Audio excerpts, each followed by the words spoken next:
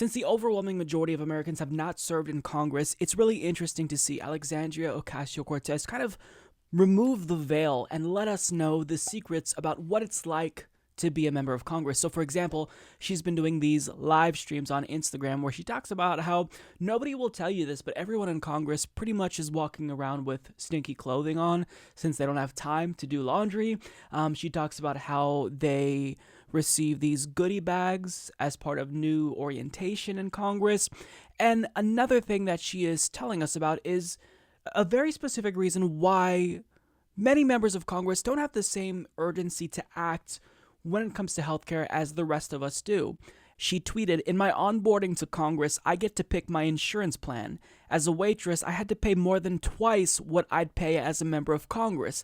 It's frustrating that Congress members would deny other people affordability that they themselves enjoy. It's time for Medicare for all."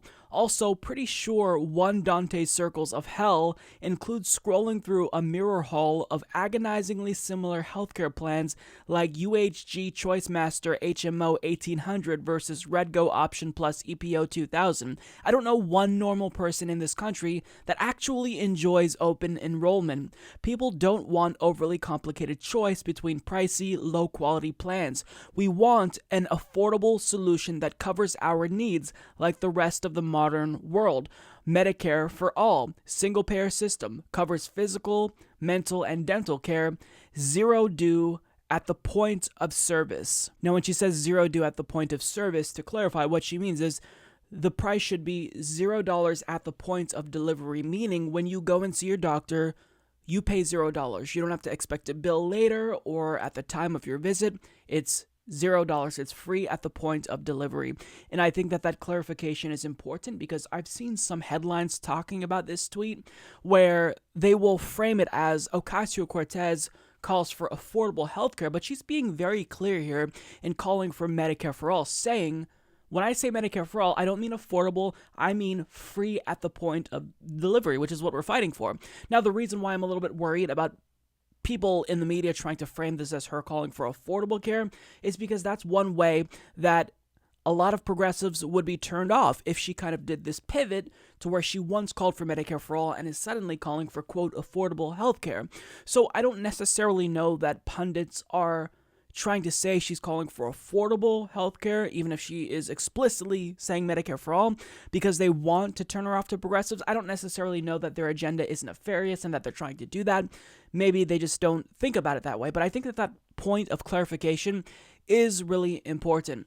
But getting to the context of her tweet, or the substance of her tweet rather, what she's saying here is really interesting because we really don't think about these little things. I mean, we all kind of chalk their ambivalence towards Medicare for all up to just them being corrupt and taking money from the health insurance industry. But it's also a matter of them just being comfortable, not having to worry about these things because they have affordable healthcare that covers them and their entire family. They don't have to go through all of these plans where they have to figure out which one is the best, what's going to cover their medication, what doctors will be in their network, if they can still even keep the same doctor if they move to a new plan. I mean, it is so obnoxious.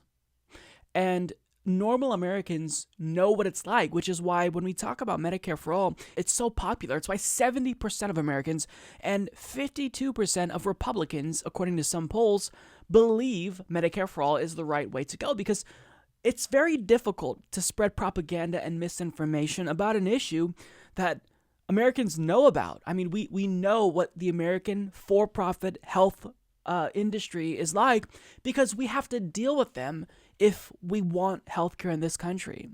So for her to kind of shed light on this and reveal how people in Congress get a really nice and affordable healthcare plan, I think this is valuable. I want her to continue to strip away the veil here and just really reveal the privileges that members of Congress have that makes them out of touch and not able to even sympathize with the American people, because they think probably, if I have affordable healthcare, then why can't everyone else just get affordable healthcare too? Why are they complaining? They can probably get the same thing from their jobs as we get being in Congress.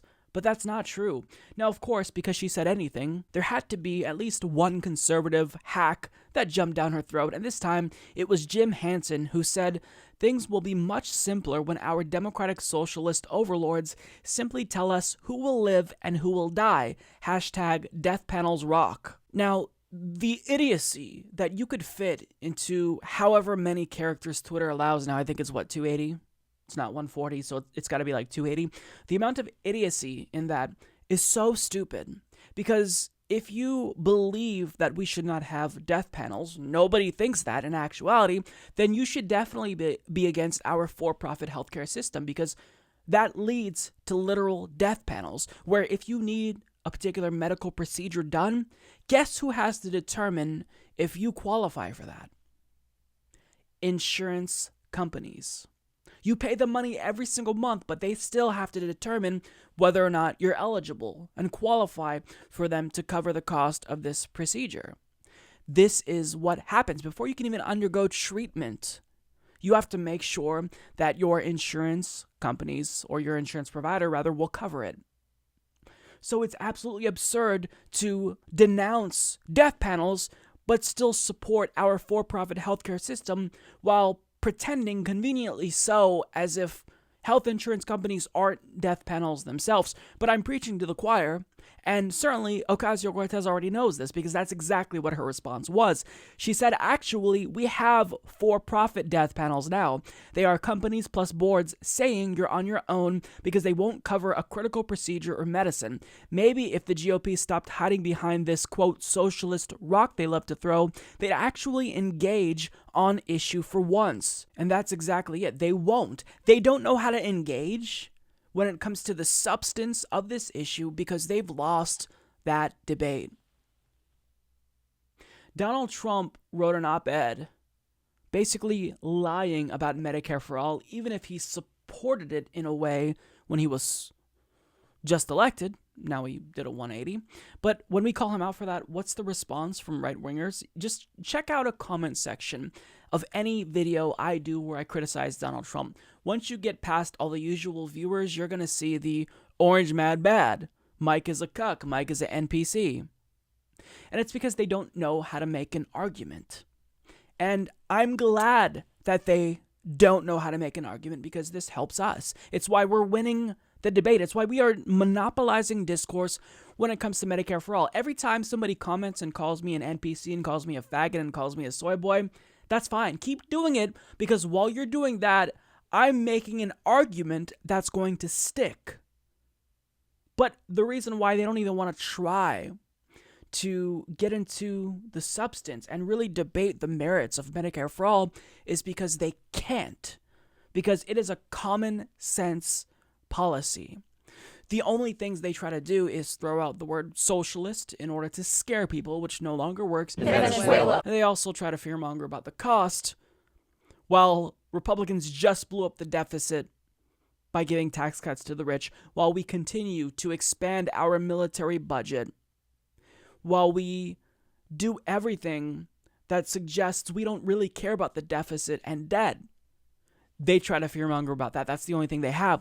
So we are winning this debate. And for Ocasio-Cortez to kind of shed light on what members of Congress go through and the privilege that they have when it comes to healthcare, and to say what we've been saying that nobody would listen to about there being death panels by our for-profit industry, it's really a breath of fresh air. And I'm glad she's saying it, because these are things that are relatively controversial to say because nobody's heard them before, but they're factual. They're true.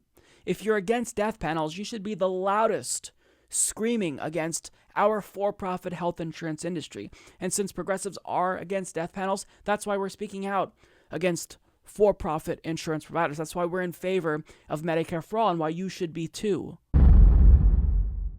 Support this podcast by becoming a patron at patreon.com/Humanist Report.